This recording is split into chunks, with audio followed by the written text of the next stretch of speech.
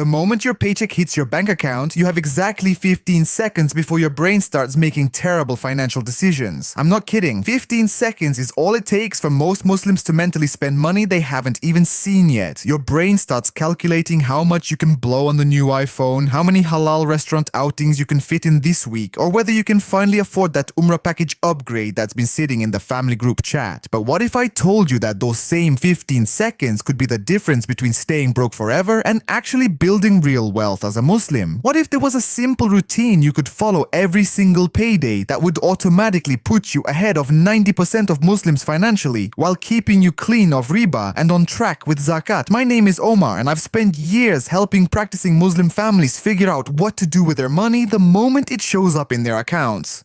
If you're tired of wondering where all your cash goes every month and you actually want to build something meaningful with your income inside the deen, make sure to subscribe to this channel and hit that like button if this information helps you out. Here's something that might shock you. The average Muslim has no clue what happens to their money after they get paid. They know rent gets paid somehow, the halal grocery delivery shows up, Netflix renews itself, but beyond that, it's complete financial chaos. They're financial sleepwalkers stumbling through life, wondering why they never have anything left over for sadaqah, zakat, or the Hajj fund they keep saying they'll start. Most people treat their paycheck like a surprise birthday gift instead of treating it like the wealth building tool it actually is.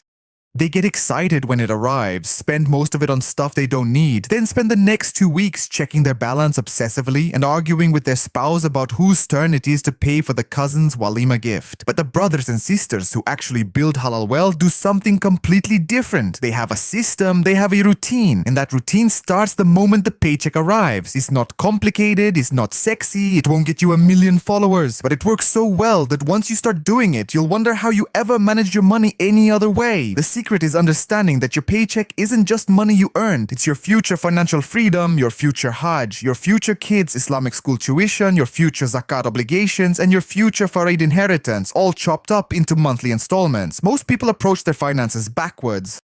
They pay all their bills, buy whatever they want, and try to save whatever's left. Spoiler, there's never anything left. The brothers who actually build wealth flip this entire process on its head. They pay themselves first, allocate every dollar with intention, and make their money work as hard as they did to earn it. Today, I'm going to walk you through the exact 7-step payday routine that should run automatically the moment any income hits your account, with a real dollar flow example on a $5,000 net paycheck so you can see exactly how this looks in practice. Step 1. Determine your true necessity percentage. Before any of this works, you need to know exactly where your money is going. Not vague, exact. The first thing is figuring out what percentage of your take-home covers actual necessities. Housing, food, including the halal grocery premium, basic transportation, essential utilities, healthcare, Sunday or weekday Islamic school tuition for the kids if you've already committed to it. Notice I didn't include premium streaming, the gym membership you don't use, or the 7 subscription services you forgot you signed up for. Those might feel essential when you're tired after a long day, but they're not. If you're spending more than 60% of your take-home on true necessities, including the halal premiums and the Islamic school tuition, you're either living somewhere too expensive for your income, or you're calling luxuries necessities because it makes you feel better. Be brutally honest. Let me give you a real example. Imagine a brother earning $75,000 a year. After taxes, he's taking home roughly $4,750 a month. If his rent is $1,800, his car payment is $400, and he spends $700 a month on halal groceries, factoring in the Zabiha premium and the Sunday school grocery runs. He's already at $2,900. That's about 61% of take home, which is on the edge of the warning zone.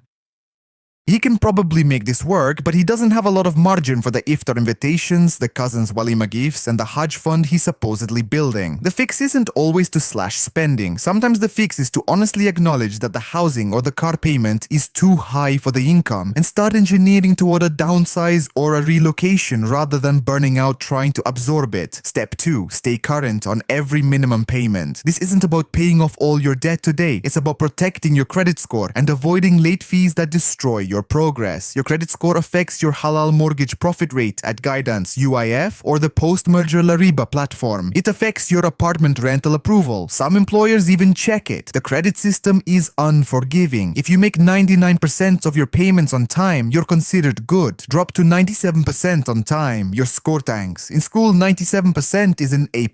In credit, it's a high-risk borrower. Make minimums on time every time. Now, there's a Muslim-specific layer here. If you're carrying credit card balances at 22% APR, you're not just damaging your finances, you're actively compounding riba. The minimum payment keeps the credit company off your back, but the balance is still growing in a way the Deen has explicit warnings about. Step 5 of this routine handles aggressive payoff. Step 2 just handles the minimum so you don't make it worse. Step 3, build a halal emergency fund. I know, emergency funds are about as exciting as watching paint dry. Stick with me because this is the most important defensive piece of the entire strategy. The goal is 3 to 6 months of living expenses in an immediately accessible account, not in screened equities where it can drop right when you need it, not locked in a long-term sukuk you can't access, just sitting there ready to rescue you when life gets chaotic. The Muslim-specific catch. The standard advice from every conventional source is to park this in a high-yield savings account. For us, the interest those accounts pay is straight riba. Use a non-interest-bearing checking or savings account, a Wahed Cash account, or a credit union account where you've explicitly opted out of interest crediting where possible. You give up some yield, you protect your foundation and your deen. If your monthly necessities are $2,700, your emergency fund target is $8,100 to $16,200. That sounds impossible if you're starting from zero, but you're building it monthly through automation. Start with $1,000 as quickly as possible. That covers most minor emergencies, gives you a real psychological buffer, and crosses you cleanly above the silver-based nisab so you start tracking your zakat anniversary properly. Then build to 1 month of expenses, then to 3. Recent research from Vanguard found that people with at least $2,000 in emergency savings had financial well-being scores 21% higher than those without any emergency fund. That was the largest boost linked to any financial factor they measured. $2,000 isn't life-changing money, but the psychological impact of that buffer is enormous, especially in our community where the alternative when emergencies hit is reaching for a credit card that compounds the very thing the Deen warns against. Step 4. Capture your 401k employer match. This is non-negotiable, and it should usually happen even before you finish paying off riba debt because the math is overwhelming. Employer matching is a guaranteed 50% to 100% immediate return that exceeds even the 22% you might be losing on a credit card. If your employer matches 50 cents on the dollar up to 6% of salary, on a $50,000 income, you contribute $3,000 a year and your employer adds $1,500. That's an instant 50% return.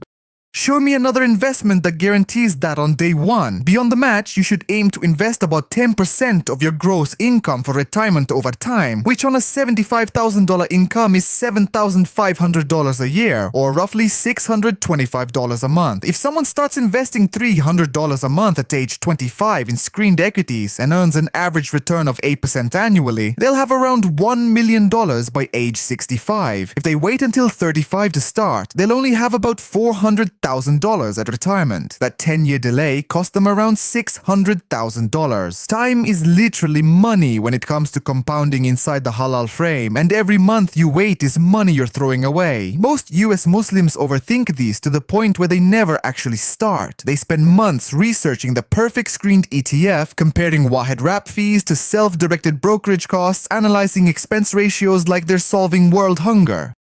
The truth is, for most people, a simple diversified screened index fund tracking the broader market is perfectly adequate for building wealth over time. You don't need to pick individual screened stocks, time the market, or outsmart professional investors. You need to start consistently and let compound growth do the heavy lifting. The Muslim-specific layer here is the default fund problem. Most US 401k plans default into target date funds stuffed with conventional bank stocks and interest-bearing bonds. Sheikh Joe Bradford and the Zoya team have been pushing for years for Muslims to ask HR for a self-directed brokerage account option as a religious accommodation, which lets you skip the default menu and buy Sharia-screened ETFs like HLAL, SPUS, and SPSK directly inside your 401k wrapper.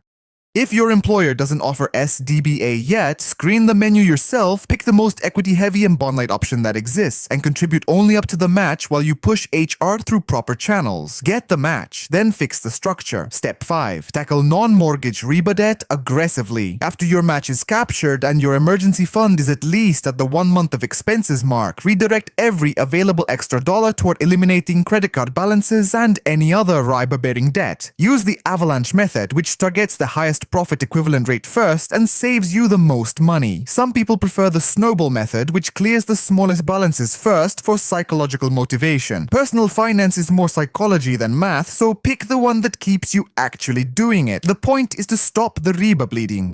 Mathematically, paying off debt with a guaranteed 22% rate provides a guaranteed 22% return that no halal investment will ever match. Spiritually, eliminating riba is in a different ledger entirely. The Quran addresses riba directly, and there is no halal investment yield that compensates for ongoing exposure to it. Get out as fast as you can while keeping minimums clean and your credit score intact. Don't take on new riba debt while you're paying off old riba debt. That's a behavior pattern that compounds for years. Step 6. Open the halal investing accounts and feed them on autopilot. 3 accounts, 3 buckets, all running every payday. The first is your Roth IRA in halal vehicles. Open a Wahed account where the US minimum is just $100 and the wrap fee is 0.99% under $250,000. Or open a self-directed Schwab or Fidelity Roth IRA and buy screened ETFs and individual Zoya screened equities directly. The 2025 IRA limit is $7,000 a year, $8,000 if you're 50 or older. The second is your Zakat reserve bucket. As your zakatable wealth above debts crosses the silver-based nisab, which in 2026 sits around $1,495 per SAPA-USA and the American Muslim Community Foundation, and stays there for 1 full lunar year, you owe 2.5% in zakat. Most US Muslims either underpay or scramble at the last minute because the cash isn't liquid. The fix is a separate savings account where a small auto-transfer happens every payday, sized to roughly 2.5% of your incremental zakatable wealth growth. By the time Ramadan arrives, the cash is sitting there ready to be discharged cleanly. The third is your Sadaqah bucket, a small auto transfer of $50 to $200 every payday into a separate giving account that funds your monthly masjid donation, regular Sunday school payments, and ad hoc charitable requests. Sadaqah isn't an obligation the way zakat is, but the spiritual and barakah benefits compound the same way the screened equity portfolio does, just in a different ledger. Step 7. Automate everything. This is the step that separates the people who actually build wealth from the people who talk about building wealth. Willpower is a muscle that gets tired. You might wake up Monday motivated to manage your money perfectly, but by Thursday evening when you're tired and the kids are screaming, that motivation has evaporated. When your money moves automatically, you remove human emotion from the equation entirely. Your money gets allocated properly whether you had a good day or a terrible one. Here's how the automation should work. The moment your paycheck hits your checking account, you let it sit for exactly 1 day to make sure everything clears. Then on the day after, automatic transfers happen like clockwork. Set them up once, adjust quarterly. Now let me show you what this looks like in practice on a $5,000 net paycheck for a US Muslim household. Take home into checking, $5,000. Day after payday, automation runs. Zakat reserve bucket, $80. Sadaqah bucket, $75. Halal emergency fund until target hit, $500. 401k contribution to capture full employer match, around $300 pre-tax, which is roughly $230 from the take-home. Roth IRA contribution to Wahed or self-directed screened account, $500. That's $1,385 paid to your future self, your zakat obligations, and your sadaqah practice before you've spent $1 on anything else. The remaining $3,615 covers necessities and discretionary. Rent and utilities, $1,800. Halal groceries with the Zabiha premium, $750. Transportation, $400. Phone and internet, $150. Halal aligned subscriptions like Yakin or Kalam Institute or one streaming service you actually watch, $30. That's $3,130 in necessities, leaving $485 for discretionary spending, including the occasional halal restaurant outing, family events, and need clothing for the kids without putting any of it on a credit card. The numbers will look different for everyone depending on income, market, and family size, but the structure is identical. Pay yourself first, pay your obligations second, pay your future third, pay your spouse and kids in dignity fourth, and only after all that does your discretionary spending get its turn. Most US Muslim households run this in reverse. Discretionary first, obligations whenever the cash happens to be there, future never. The reason wealthy Muslim families stay wealthy across generations isn't because they earn more, it's because they have the discipline to run their money in this exact order every payday without thinking about it. Here's the payday routine catch most people don't see. Once you set this up, you have to revisit it. People set up automation and then forget to adjust it when the situation changes. They get a raise but keep saving the same dollar amount. They pay off a riba debt but forget to redirect that payment to the Roth IRA contribution. They're running on financial autopilot, but never update their flight plan. Once a quarter, sit down for 15 minutes and check whether the dollar amounts in your zakat bucket, sadaqah bucket, emergency fund contribution, and Roth IRA contributions still match where you actually are. When you get a raise, the increase should immediately split between increased savings and one quality of life upgrade, not just go to lifestyle inflation. When you pay off a credit card, the freed payment goes straight to the next priority bucket. When your zakatable wealth grows past a new threshold, your zakat bucket auto-transfer should grow with it. As always, the math is the math. The scholarly views on specific products and contracts genuinely differ, and your final ruling on what counts towards zakat, what qualifies as a permissible halal vehicle, or whether your specific 401k options are acceptable has to come from a scholar you trust who knows your situation. This payday routine isn't rocket science. It works because most Muslims never actually follow a system. They have intentions, they make du'as, they read articles, they never automate. Start treating your paycheck like the wealth building, zakat covering, sadaqah funding, faraid anchoring tool it actually is, instead of monopoly money you found in your couch cushions. Automate everything, stick to the plan. In 5 years you'll be running ahead of the anti-network's expectations while everyone else is still wondering where their money disappeared to.